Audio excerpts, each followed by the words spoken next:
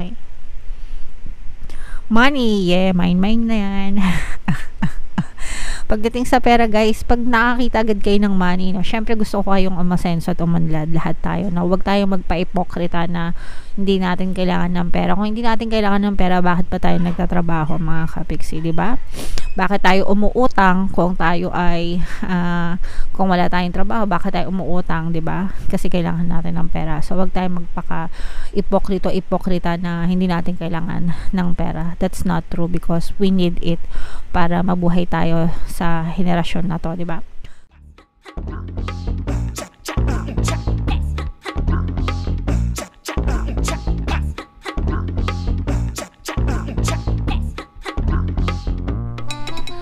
Hello guys, hello Sagittarius, welcome back to Pinoy Pixie Tarot.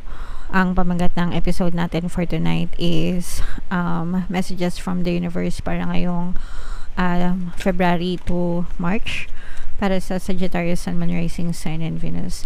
General reading lang guys, pwede mag-resonate, pwedeng hindi. Combination ng positive and negative energy, mga kapigsi. Comment down below guys if feeling nyo naka-resonate kayo sa mga mensahe para sa inyo. So, unang message guys, go with the flow, let things happen naturally sa buhay nyo. Of course, you have to pray for what you want, you have to affirm for your desire, mga kapigsi, pero wag kayong atat, no? Kasi dadating at dadating yan sa buhay nyo. Wag nyong madaliin, kumbaga let it happen naturally. As long as mag-persist kayo, the universe will give you evidences of your desires in your reality kapag ka naging bahagi na siya ng inyong belief system, mga kapigsi. Okay? So, antay-antay lang guys, huwag masyadong atat. The reason yung iba, no, kung bakit hindi sila nagmamanifest is, una, hindi nila alam na may mga blocks sila. Pangalawa, yung pagiging atat nila, nagkakaroon ng resistance yan, mga kapigsi. Alright? So, you have to learn to surrender to the divine, guys, and let the universe do the work for you. Alright? Another message is friendship, mga kapigsi, no? This is relationship in general. So maganda yung relationship nyo with other people, pamilya nyo, unang-una, di ba? Mga pamilya nyo, kamag-anak nyo, mga kaibigan nyo, kapitbahay nyo, di ba? Kasama nyo sa trabaho, workplace, kung kayo nag-aaral, mga estudyante, kaklase nyo, kabarkada nyo, ganyan. So, yeah. Nurture those relationship, mga kapigsi, dahil relationship ang ating totoong kayamanan. Family and friends are our true treasure in our lives, mga kapigsi. No man is an island. Na-experience natin yan guys, di ba, nung pandemic, lahat tayo nagbayanihan, hindi lang Pilipinas, hindi lang magkakapitbahay, kundi buong mundo sama-sama. So, kailangan talaga na ayusin natin yung pagkakaroon ng magandang relasyon sa ating mga kapwa, mga kapigsi. Vacation, yeah. So, magbakasyon din kayo guys, no? Kung feeling nyo nababurnout na kayo, medyo na-stress kayo guys, reward nyo ito sa sarili nyo, mga kapigsi. Kasi kailangan naman talaga nating magbakasyon. Parang ano lang yan guys, diba? Cellphone natin, tablet natin, gadgets natin, diba? Kapag ginamit mo siya maghapon, at the end of the day, lobat na siya. So, kailangan i-recharge. Ganun din tayo, mga kapigsi, no? Kapag ka nalilobat na tayo, naninega na tayo, hindi na tayo productive, diba? Naglalag din tayo. So, yun yung nagagawa ng pagbabakasyon para mag-enjoy, ma-recharge, guys. Okay, ma-refresh, ganyan. Para mas maging productive ulit kayo, mga kapigsi. Alright? Okay. Hindi nyo naman kailangan guys gumastos ng bonggam-bongga para magbakasyon, no?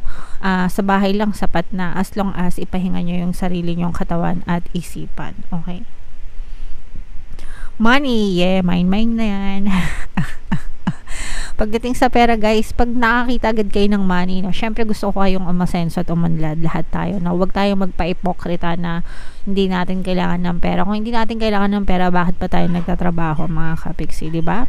Bakit tayo umuutang kung tayo ay kung wala tayong trabaho, bakit tayo umuutang, di ba? Kasi kailangan natin ng pera. So wag tayong magpaka-ipokrita na hindi natin kailangan ng pera. That's not true because we need it para mabuhay tayo sa henerasyon na to, di ba? And pagdating sa pera guys, palagi kong sinishare yung 3 affirmations. Dati 2 lang yung sinishare ko, ngayon 3 na. Kasi mayroon ako isang favorite na bagong affirmation.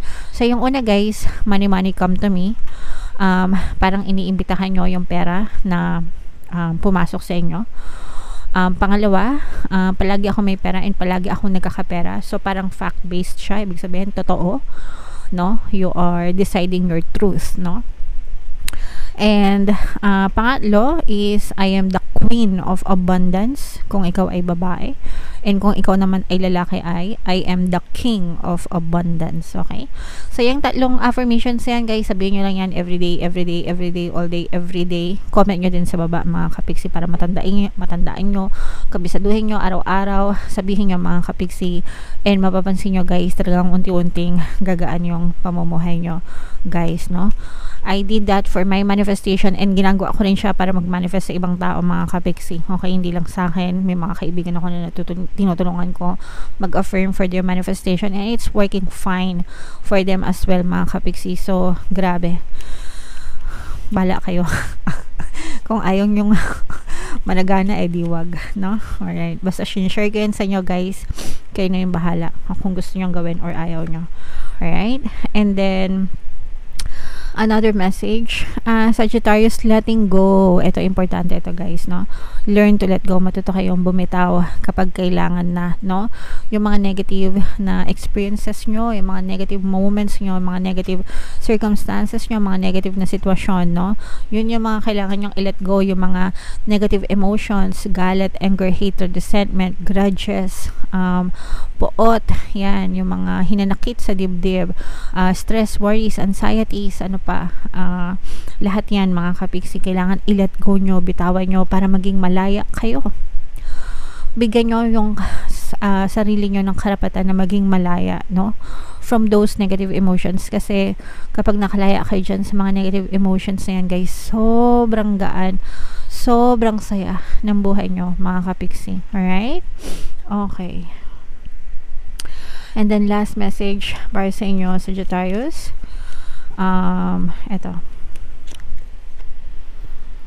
Battle of the Blues mga kapiksi. Take steps toward positive change. Ito kaya to tinawag na battle, kasi Battle of the Blues kasi diba sometimes talagang kailangan yung magpaka-positibo kahit na negatibo yung experience nyo, kahit gaano kapangit yung experience nyo, yung sitwasyon nyo, kasi yung experience nyo right now, mga problema, challenges, pagsubok, syempre araw-araw, diba gumigising kayo, puro problema, puro kahirapan, ganyan. Bahagi na yan ng inyong past dominant thoughts. And kung magre-react kayo na magre-react dyan sa mga kanigahan sa buhay nyo, bukas, isang araw, sa isang buwan, sa isang taon, sa isang linggo, may hirap pa rin kayo, puro problema pa rin kayo, kasi po lagi nyong iniisip yung mga problema. So hindi magbabago yung buhay nyo hanggang hindi nagbabago yung isip nyo.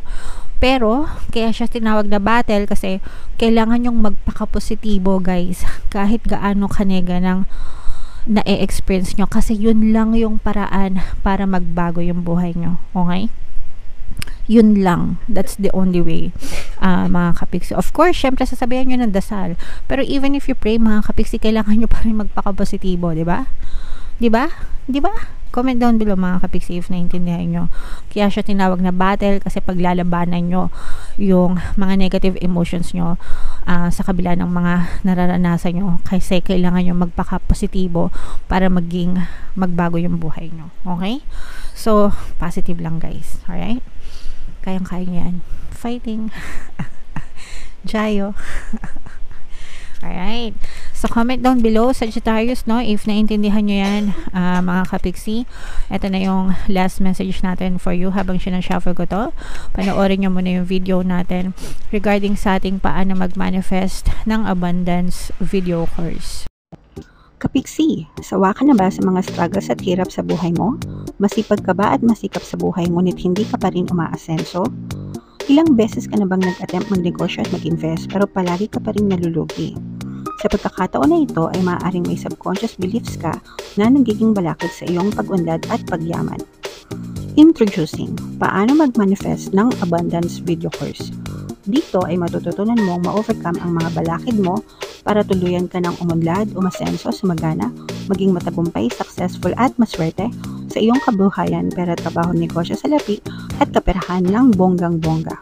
Dali, mag-send na ng email sa pinoypixietaro@gmail.com at simulan na ang iyong pagyaman ngayon. Alright, so sabay-sabay tayo magpayaman mga kapiksi, mag-avail na kayo ng course guys kasi sobrang ganda talaga niyan.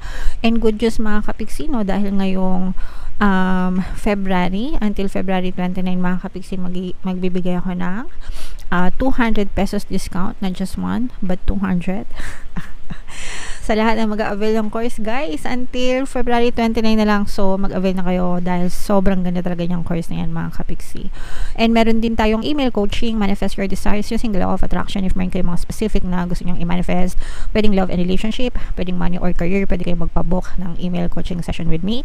Mag-send lang kayo guys ng email sa pinoypixietaro@gmail.com. Alright, so mga kapiksi, sobrang ganda nitong message na to. Greatness, no? Elephant energy. Basahin ko muna guys. Close up natin. Love is your strength. Leadership is your path. Your wisdom inspires everyone you meet. You can overcome any problem. You will naturally and easily achieve success. So yung pag-ibig mga kapiksi, yan ang inyong kalakasan. Tinagalog ko lang. Pero dyan kayo humuhugot ng lakas mga kapiksi. And for some of you, maaaring may leadership path kayo. Ibig sabihin, kayang-kaya nyong mamuno ng ibang tao mga kapiksi. And yung inyong karunungan, no, nagbibigay din kayo ng inspirasyon sa ibang tao guys, no. Maaaring nakapagbigay kayo ng mga words of wisdom, ganyan, di ba? Nakaka-uplift kayo ng energy ng ibang tao, nakakatulong kayo para mag-spread ng positive vibes mga kapiksi. Kaya ituloy-tuloy ngayon. You can overcome any problem mga kapiksi. Kaya nating malampasan lahat ng problema, diba? Sabi ko nga, kailangan nyo lang maging positibo kahit nagaano kanega yung buhay nyo para malampasan nyo yung mga problema nyo and magbago yung takbo ng buhay nyo guys, okay?